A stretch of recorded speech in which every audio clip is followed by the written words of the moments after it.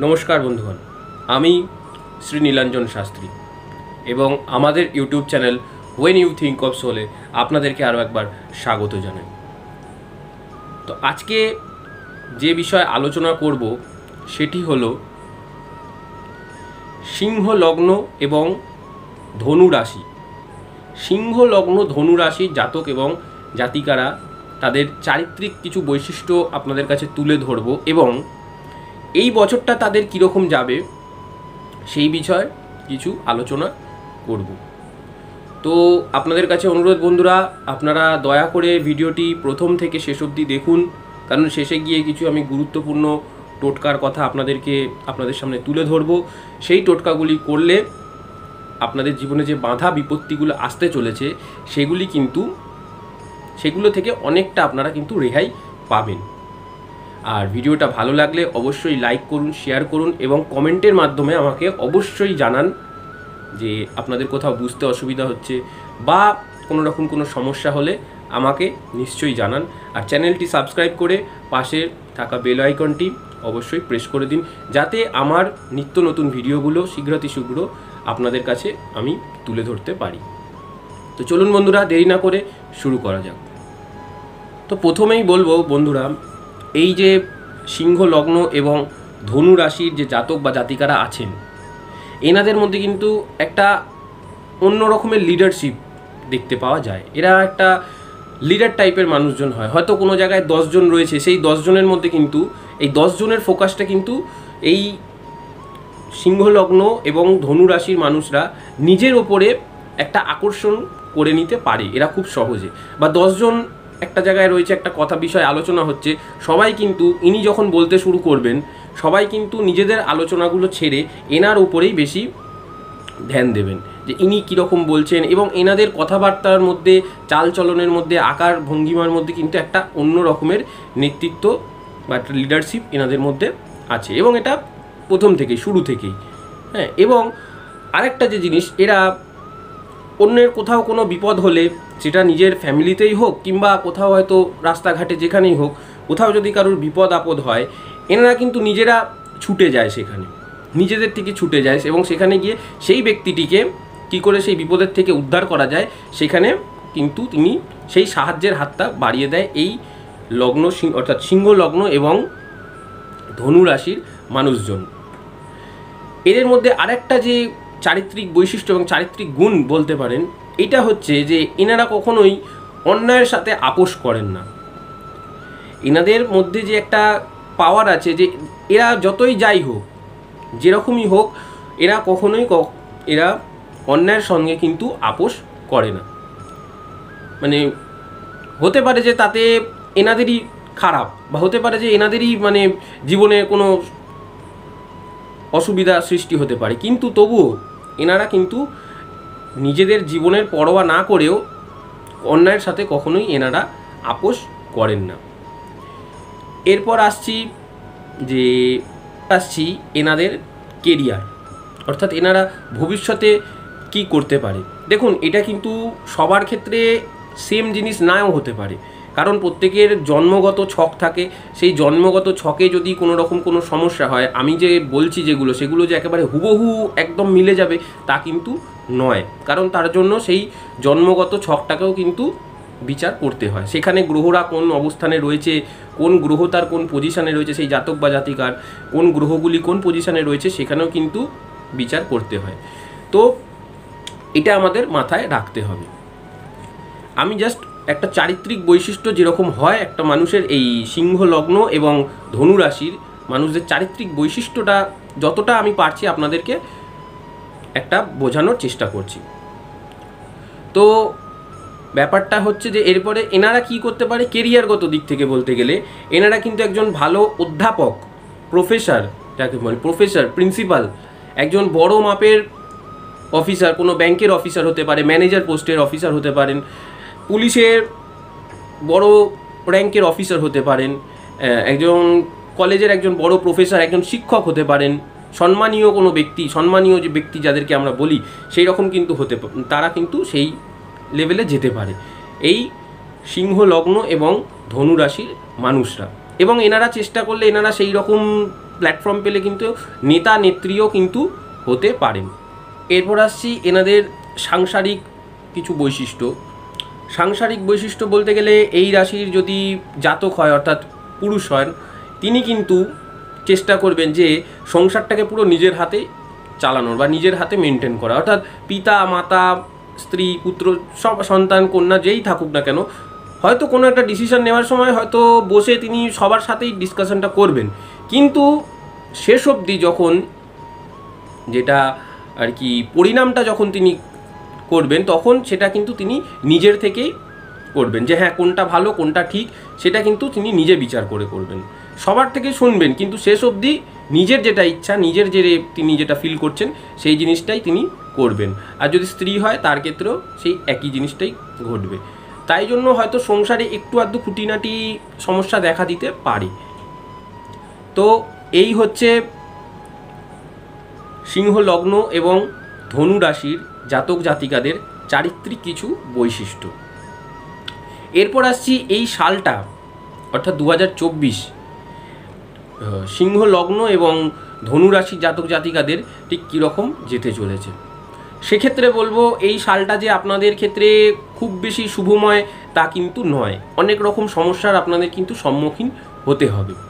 কারণ দেখবেন ঠিক এই রকম সমস্যাগুলো হবে, দেখবেন চাকরির ক্ষেত্রে চাকরির জায়গায় এরকম কিছু সমস্যা হচ্ছে যেখান থেকে হয়তো আপনাকে স্যাক করে দেওয়ার চিন্তাধারা, আপনার ওপরে যারা কলিগ বা বস রয়েছে তারা কিন্তু এরকম কোনো চিন্তাধারা নিচ্ছে, বা আপনাকে আপনার বাড়ির থেকে হয়তো অন্য কোনো জায়গায়, আপনি যে অফিসে রয়েছেন সেই অফিস থেকে অন্য কোনো জায়গায় আপনাকে একটা ট্রান্সফার করার মতন চিন্তাধারা তারা করছে, বা আপনার নিজের মনে হচ্ছে যে এখানে আমি চাকরি করতে পারবো না, এইরকম একটা পজিশানে এইরকম একটা জায়গায় আমি চাকরি করতে পারবো না, তাই আমাকে একটা অন্য চাকরি বা নতুন কোনো কর্মক্ষেত্রে আমাকে যোগ দিতে হবে। এইটা কিন্তু এই বছরে এইরকম একটা যোগ আপনাদের কর্মক্ষেত্রে দেখা যাচ্ছে। এরপর আসছি লাভ লাইফ, রিলেশনশিপ বা ম্যারিড লাইফ বলতে পারেন। সেক্ষেত্রেও কিন্তু এই বছরটা যারা যে সমস্ত জাতক জাতিকারা স্বামী স্ত্রী আছেন বা লাভাররা আছেন তাদের ক্ষেত্রে বলবো এখানেও কিন্তু আপনাদের একটু খুঁটিনাটি ঝগড়া ঝামেলা, বাড়িতে বাদ বিবাদ এগুলো কিন্তু হতে পারে, এবং এগুলো আপনার একটা যোগ দেখা যাচ্ছে যে এই বছরটায় এই সমস্ত জিনিসগুলো আপনাদের সাথে ঘটবে। তো এইগুলো থেকে কি করে এড়াবেন, এগুলো থেকে নিজেকে কি করে উপায় বার করতে হবে, কি উপায় করলে আপনারা সুস্থ থাকবেন ভালো থাকবেন সেই বিষয়েও আমরা আলোচনা করব। এরপরে আসছি শিক্ষাগত দিক, অর্থাৎ বিদ্যার্থী যারা আছেন তাদের ক্ষেত্রেও কিন্তু এক জায়গায় তারা মনোনিবেশ করতে পারবেন না, পড়াশোনা করবেন কিন্তু পড়াশোনার দিকে একভাবে কনসেন্ট্রেট আপনারা কিন্তু দিতে পারবেন না। যারা হায়ার স্টাডিজ করছেন বা কিছু আপনারা চেষ্টা করছেন পড়ার, আপনারা চেষ্টা করছেন সেই অধ্যায়টায় মনোনিবেশ করার, হয়তো আপনি প্রথম অধ্যায়টা পড়লেন, দ্বিতীয় অধ্যায় পড়লেন, তৃতীয় অধ্যায় যখন গেলেন, তৃতীয় অধ্যায় পড়ার পর কিন্তু আপনি প্রথম অধ্যায়তে কী পড়েছিলেন সেটা ভুলে যাচ্ছেন, কারণ আপনি সেখানে কনসেন্ট্রেটটা করতে পারছেন না। এই বছরটা একটু এরকম যাবে। তো এটা এরকম গেলেও এই বছরের শেষের দিক থেকে কিন্তু আপনাদের কিছু শুভময়কর দিক দেখা যাচ্ছে, কিছু শুভময়কর যোগ কিন্তু দেখা যাচ্ছে। এটা গেল বিদ্যার্থীদের কীরকম কি ফল হবে বা হতে চলেছে সেই বিষয়। এরপর আসছি এরপরের অধ্যায়, অর্থাৎ টাকা পয়সা কীরকম কি থাকবে আপনাদের হাতে, কীরকম কি ব্যয় হবে সেই বিষয়। দেখুন এই বছরটায় কিন্তু আপনাদের টাকা পয়সা, এই সিংহ লগ্ন এবং ধনু রাশির জাতক জাতিকাদের টাকা পয়সা কিন্তু অত্যাধিক পরিমাণে ব্যয় হতে পারে। তো আমি প্রথমেই সাবধান করে দেব যে হঠাৎ করে কোথাও মনে হলো ইনভেস্ট করবেন না, আপনার মনে হলো এই জায়গাটা ইনভেস্ট করা দরকার করে দিলাম, সেরকম কিন্তু কোনো ইনভেস্ট করবেন না, এবং কাউকে কোনো ইম্পর্টেন্ট কোনো জিনিস ধার দেবেন না, বা কোনো টাকা পয়সা আর্থিক সাহায্য যেটাকে বলি আমরা, অর্থ দিয়ে সাহায্য করা, ধার দেওয়া, সেইটা কিন্তু করবেন না। কারণ আপনি অর্থটা যদি তাকে দেন বা সেই ইম্পর্টেন্ট জিনিসটা যদি তাকে দেন, সেটা কিন্তু আপনি আর ফেরত পাওয়ার কোনো সম্ভাবনা নেই আপনাদের।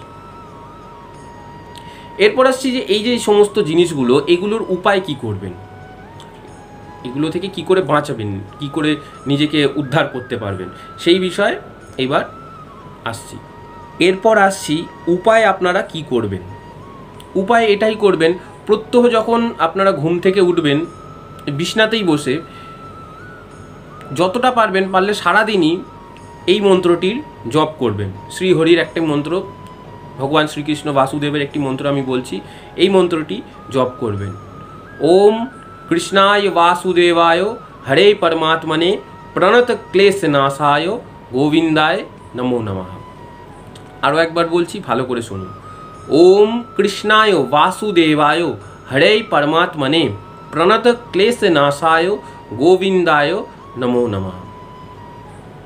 ঠিক আছে, এই মন্ত্রটি প্রত্যহ যতক্ষণ পারবেন আপনি জপ করুন, যেখানে খুশি জপ করুন, যেরকমভাবে আপনার মনে হচ্ছে যখন আপনি সময় পাচ্ছেন সেইভাবে মনে মনে আপনি জপ করতে থাকুন।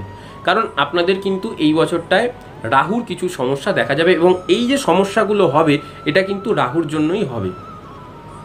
এবং আরও একটি নবগ্রহ বীজ মন্ত্র, যেটা রাহুর, বেসিক্যালি রাহুর যে বীজ মন্ত্র সেটি আমি বলে দিচ্ছি, দয়া করে আপনারা পাঠ করুন। এটা আমার কিছু লাভ নেই, আমি আপনাদের কাছে মন্ত্রগুলো তুলে ধরি, বিভিন্ন রকম নিত্য নতুন টোটকাগুলো তুলে ধরি যাতে আপনাদের কিছু লাভ হয়। তো মন্ত্রটা হচ্ছে ওম ভ্রাং ভ্রিং ভ্রৌং শঃ রাহবে নব। ওম ভ্রাং ভ্রিং ভ্রৌং শঃ রাহবে নম। এই মন্ত্রটা রাহুর মন্ত্র, জপ করুন। 7টি দুব্য নিয়ে মন্ত্রটি জপ করুন এবং শিবজির কাছে চড়িয়ে দিন, বাবা ভোলেনাথের কাছে চড়িয়ে দিন। এবং এই কৃষ্ণর মন্ত্রটি জপ করুন প্রত্যেক দিন, যতক্ষণ পারবে জপ করুন। এবং স্নান করে উঠে এই রাহুর মন্ত্রটি প্রত্যেক দিন জপ করুন। পারলে 11 বার করুন, 31 বার করুন, 51 বার করুন, যেরকম পারবেন, যেরকম আপনাদের সময় হবে, সুযোগ হবে, সেই রকমভাবে আপনারা পাঠ করুন। এবং রাত্রে যখন আপনারা শুতে যাবেন, একটা স্টিলের বাটি নেবেন, স্টিলের বাটিতে 1 বাটি জল নেবেন, এবং সেই 1 বাটি জলটি আপনি যেদিকে মাথা করে শোন, খাটের যেদিকে মাথা করে শোন, সেই মাথার পিছন দিকটা নিচে মাটিতে 1 বাটি জল রেখে দেবেন। এবং পরের দিন সকালে উঠে সেই বাটির জলটা কোনো গাছের গোড়ায় বা মাটিতে বা কোনো পুকুরে দিয়ে দেবেন। এই কাজটি করুন, যেগুলো আমি বললাম, যে মন্ত্রগুলো বললাম, প্রত্যহ পাঠ করুন। দেখবেন আপনারা সুস্থ আছেন, ভালো আছেন, জীবনে অনেক কিছু হারিয়েছেন যে সমস্ত জিনিস, সেগুলোও কিন্তু ফিরে পাওয়ার একটা, বা সেই সমস্ত যে স্ট্রাগল আপনাদের, সেই স্ট্রাগলটাও কিন্তু অনেকটা জীবনে কমে যেতে পারবে। হ্যাঁ, স্ট্রাগল তো করতেই হবে, কারণ চেষ্টা যদি আমরা না করি, স্ট্রাগল যদি না করি, তাহলে হয়তো সেই কাজটা, সফলতাটা সেইভাবে আমরা পাই না। তো স্ট্রাগল করতে আমাদেরকে হবেই সফলতা পাওয়ার জন্য। কিন্তু এই যে বাধা বিঘ্ন যেগুলো আসছে, সেগুলো কিন্তু কিছুটা পরিমাণে কম হয়ে যাবে।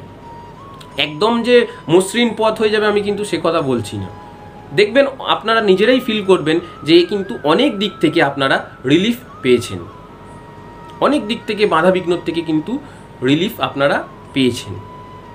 তো এই মন্ত্রগুলো পাঠ করুন, এবং আপনাদের যে এই রাশি এবং লগ্ন, অর্থাৎ সিংহ লগ্ন এবং ধনু রাশির যে চারিত্রিক বৈশিষ্ট্য আপনাদের কাছে তুলে ধরলাম, তো কেমন লাগলো সেই বিষয়টা আমাকে নিশ্চয়ই জানান কমেন্টের মাধ্যমে। ভালো লাগলে লাইক করুন, শেয়ার করুন, সাবস্ক্রাইব করুন। ধন্যবাদ বন্ধুরা, দেখা হচ্ছে পরবর্তী ভিডিওতে। ততক্ষণ সুস্থ থাকুন, ভালো থাকুন এবং নিজ কর্মে সদা ব্যস্ত থাকুন। ধন্যবাদ।